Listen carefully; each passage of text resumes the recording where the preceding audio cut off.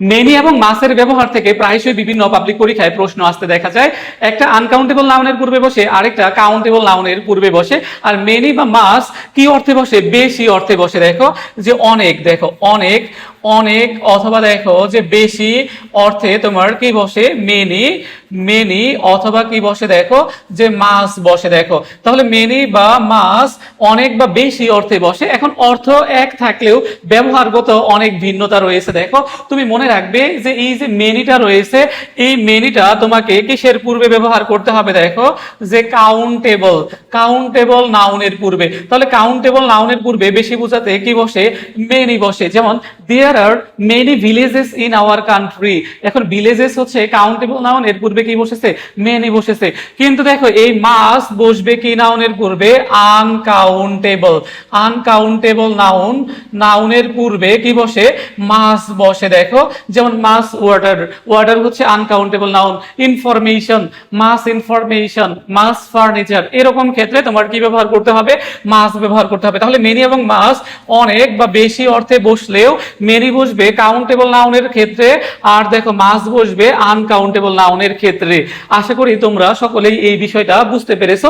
যেমন দেখো এখানে একটা প্রশ্ন দেওয়া আছে যে I don't have dash time to waste. দেখো I don't have dash time to waste. এখন দেখো এই যে টাইমটা রয়েছে, দেখো এই যে এখানে যে টাইমটা রয়েছে, এই টাইমটা হচ্ছে আনকাউন্টেবল, আনকাউন্টেবল নাউন। তাহলে এর পূর্বে কিন্তু আমাদের কি ব্যবহার করা যাবে না?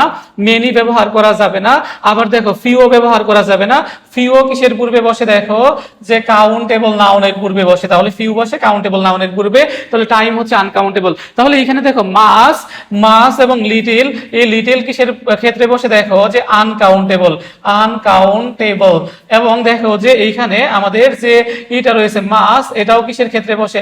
আনকাউন্টেবল নাউনের ক্ষেত্রে বসে। তাহলে এখানে লিটিলও আনকাউন্টেবল নাউনের পূর্বে বসে বা মাসও আনকাউন্টেবল নাউনের পূর্বে বসে। কিন্তু দেখো এই লিটিল হচ্ছে নিজেই কি? নেগেটিভ। দেখো নেগেটিভ, নেগেটিভ, নাই বললেই চলে এরকম অর্থ দেয়। তাহলে এখানে তো দেখো ডোন্ট নেগেটিভ রয়েছেই। তাহলে এখানে কিন্তু আমাদের লিটিল হবে না। তাহলে আই ডোন্ট হ্যাভ, এখানে আমাদের উত্তর হবে কি? মাস। দেখো বিদাগ যে I don't have much time to West, অর্থাৎ দেখো যে আমার অনেক বেশি সময় নেই ব্যয় করার মতো। দেখো তাহলে এখানে বেশি বুঝাচ্ছে, সে কারণে দেখো টাইম আনকাউন্টেবল, সে কারণে আমাদের মাস ব্যবহার করতে হবে। আবার দেখো there are not dash books in the library. তাহলে এখানে দেখো বুকস হচ্ছে কাউন্টেবল নাউন, তুমি এইখানে কি ব্যবহার করতে পারো? মেনি ব্যবহার করতে পারো। তাহলে there are not many books in the library. আর নেগেটিভ রয়েছে দেখো, তাহলে বেশি হচ্ছে দিতে হবে। এইখানে হচ্ছে তুমি ফিউ দিলে হবে না, কারণ ফিউ নিজেই একটা কি? নেগেটিভ। দেখো নাই বললে চলে অর্থ দেয়। He has dash experience in this field. তাহলে দেখো এক্সপেরিয়েন্স কি নাউন? এক্সপেরিয়েন্স হচ্ছে আনকাউন্টেবল নাউন। তাহলে এক্সপেরিয়েন্স কি নাউন? Uncountable noun. তাহলে আনকাউন্টেবল নাউনের পূর্বে আমরা কি ব্যবহার করতে পারি? মাস ব্যবহার করতে পারি। দেখো মাস। তাহলে দেখো যে he has mass experience in this field, অর্থাৎ এই ক্ষেত্রে তার অনেক অভিজ্ঞতা রয়েছে। আশা করি তোমরা সকলেই বুঝতে পেরেছো যে অনেক বেশি বুঝাতে আমাদেরকে মেনি বা মাস ব্যবহার করতে হবে।